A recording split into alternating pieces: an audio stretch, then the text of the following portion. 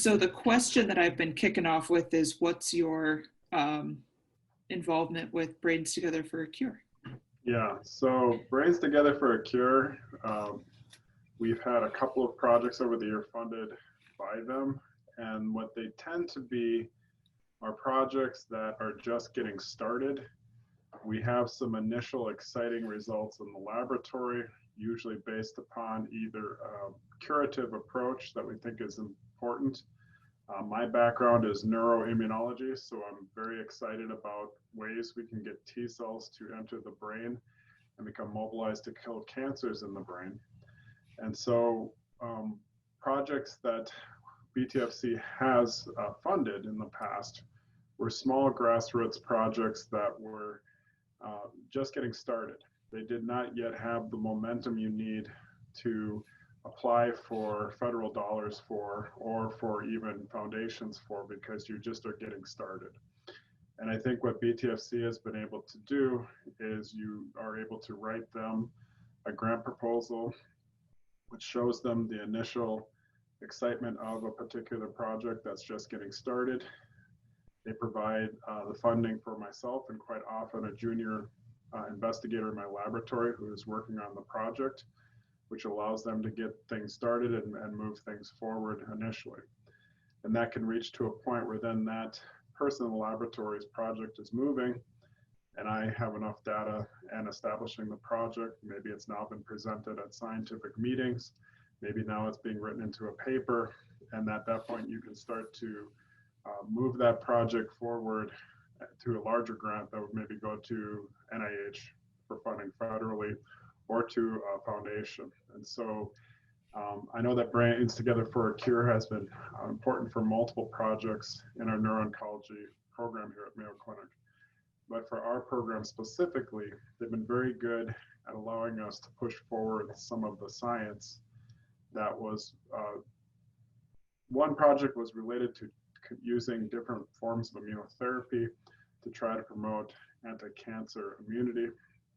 And then one other project that was more recently funded, I have a postdoctoral research in my laboratory named Kadiun Ayasufi, and she applied for this award because she's been working on a project by which the brain tumors are actually inhibiting the T cell response in the peripheral immune system outside of the brain. This was a finding that would happen in glioblastoma patients where they were losing CD4 T cell counts, much like AIDS patients, but the reason why this was occurring was not understood. And so her project more recently was to look at this, she was able to show that the mouse model of brain tumors has the same effect where the mouse lost its CD4 T cell counts peripherally. And this had dramatic impacts on the ability of this mouse to engage, wage an immune response towards the tumor. And the purpose of understanding that mechanism is really critical because right now there's a lot of focus on how do we make vaccines against brain tumors. But this project in particular, we are excited about because if we can find the mechanism by which the tumor suppresses the immune system, we then block that mechanism so that no longer that can happen. You now have the ability to engage a normal T cell response again against this tumor. And so I think that's the two types of projects. The first kind, which was a few years ago, which was related to vaccines. The second project is related to how do we get our immune system back so that we can vaccinate once again against brain tumors. Cool. That was perfect of explanation of the science in kind of lay people's terms. So at Mayo Clinic, we do receive decent support to have laboratories, obviously at Mayo Clinic, but we are also expected to secure extramural funding, especially basic scientists like me. And so the funding usually can come from larger foundations or more commonly, in our case, is NIH, where we apply using large grants that we write that at the end are about 150 pages long. But we are showing every single thing that our lab can do that can help us secure these dollars and bring money to Mayo Clinic to support programs that are related to brain cancers and other forms of neuroinflammation. Where BTFC comes in is there is no way to write a grant like that where you need the preliminary data. You need sometimes preliminary publication before these grants will be taken serious by a study section at NIH, which is the panel of scientists who are actually going to give your grant a score. A good score will result in funding, but they will not take your grant terribly seriously unless there's some preliminary studies that show that this is moving in a good direction. And in many cases, the larger grants, you need to really have demonstrated the feasibility that the entire project is going to work already. And that gives the type of confidence that they need to, some of these grants are obviously a lot of money, and this is tax dollar funded work. They want to make sure that these projects are on a good footing and moving in a good direction. And the one way to get there is to somehow find the support and funding for this preliminary work.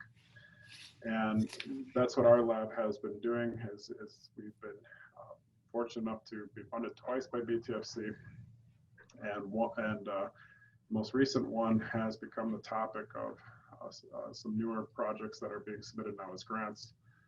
But I was able to support my postdoc, who has been doing a lot of work on this. And so I think that's the main strategy, is you're not able to fund brand new projects terribly easy through conventional funding sources in this country. But if you can have the ability to have pilot projects funded through a mechanism, through the types of grants that BTFC has provided, that gives us a year to really make a project stronger and much better contender.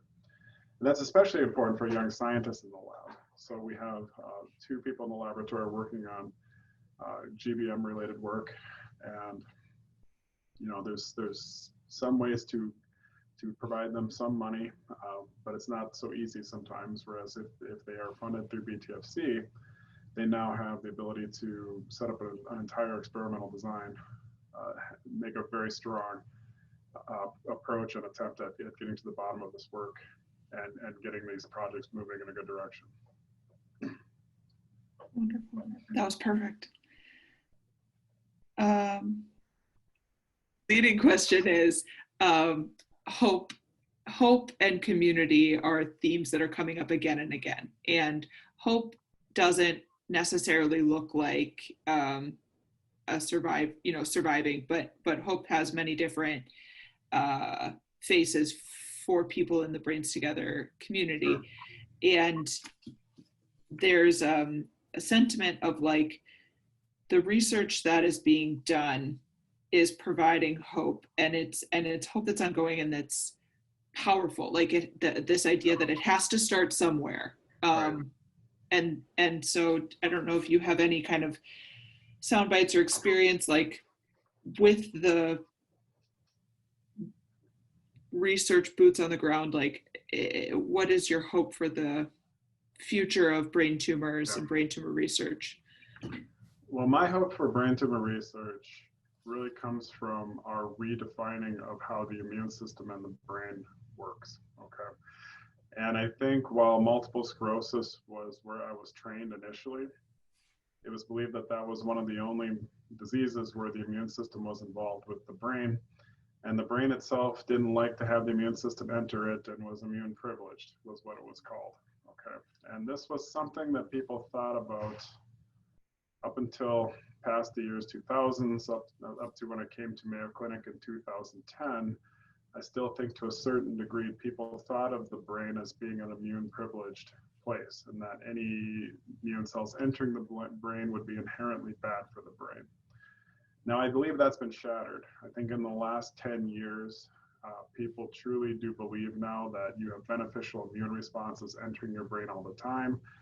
And if you could have a beneficial immune response that can seek out the tumor and find this cell being a tumor cell versus a normal cell, the only cell type that can do that is going to be a T cell.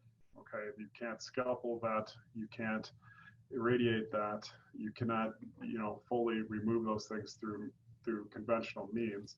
And there's a lot of trickiness with trying to get drugs to enter these areas. And so I think the idea that you're now fully embracing a T cell response, being able to enter the brain, find self from non-self or altered self in the form of a tumor, I think that is the hope for the future. And I think a lot of people are in agreement now that this is a viable approach. The second hope I have is that we realize that the cancer itself is promoting an immune suppressive event that's radiating outward. And the hope that we have as well, in addition to promoting those T cells to enter the brain, is to try to release the brake that this tumor is sending outward that stops these T cells from being able to enter the brain in the first place. And so I think an additional hope is how do we break down that barrier? How do we stop the immune suppression that occurs so that our vaccines that are already in existence can work better against these brain tumors themselves. And so I think for me, when I think about the hope, those are the two areas: awareness that the brain is not immune privileged, but rather immune specialized, as well as the concept that we can overcome this immune suppression to enable the immune system to enter. And I think that's when I think of hope, being in the area that I work. Perfect. Thank you. Know that they have made a difference. I would want them to know that not only have they helped projects that were very early in development get to a level where they are now publications and grant submissions for larger that become larger projects, but they've also supported some young investigators who were working very hard in the laboratory who would not have had the resources they have now to work on this. And that's currently ongoing from last year's funding, as well as the project that was occurring a few years ago, where these were supporting young investigators who are really trying to make a difference and really could use that support to kind of pay for the experiments they needed to move these things forward. And so I think those were the two areas that BTFC has made a huge difference for our laboratory. Thank you. That just got accepted this week. Where a considerable amount of, there was considerable amount of the experiments were funded by BTFC related proposal as well, and that project is still ongoing. But hopefully that becomes a print that we could provide for you as well. Yeah. And the work from the prior funding was also published too. So yeah. In case people want to have trouble sleeping and want to read it. I think people do want, that's another thing that I've heard is that there's just a lot of education when you get this diagnosis. And so the more that people can feel empowered about how to begin to wrap their head around it. And I think being published, unlikely that a patient's going to read it. Yeah. The idea that it's there is, I think, comforting. Yeah. But anyway, so I was just going to say that the two papers are related to the two hopes I provided. So anyway. Wonderful.